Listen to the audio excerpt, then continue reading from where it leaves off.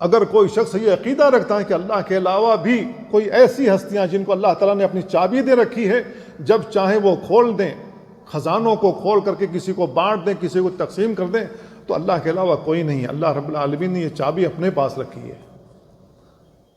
لہو مقالید السماوات والارض، زمین و آسمان کی کنجیاں اللہ رب العالمین کے پاس ہے۔ اس کے بعد اللہ تعالیٰ فوراً کہہ رہا والذین کفروا بآیات اللہ، جنہوں نے اللہ کے ساتھ کفر کیا ہے، اولئک هم الخاسرون، یہ گھاٹا اٹھانے والے لوگ ہیں۔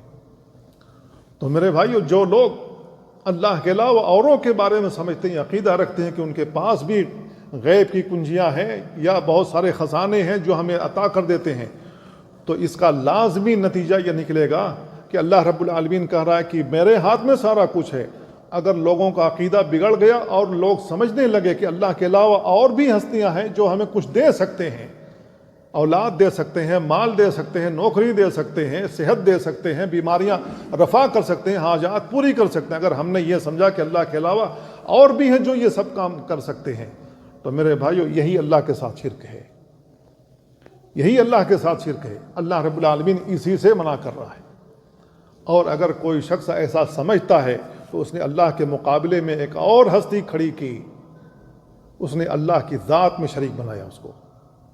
اس میں اللہ کے ذات میں جب اللہ کی ذات میں شریک بنایا، اب اللہ کو چھوڑ کر اس سے جب ہم مانگتے ہیں کسی بھی چیز کا، تو ہم اللہ کی عبادت میں بھی اس کو شریک بنا رہے ہیں، کیونکہ جو بھی حاجات اور ضروریات ہیں، وہ حاجات اور ضروریات پوری کرنا اللہ کی ذمہ داری ہے، اور اللہ رب العالمین ہی پوری کرتا ہے۔ اللہ کے علاوہ کسی اور سے مانگیں گے، دعا کریں گے، تو ایسی صورت میں اللہ کی عبادت میں شرک ہوگا۔ کیوں؟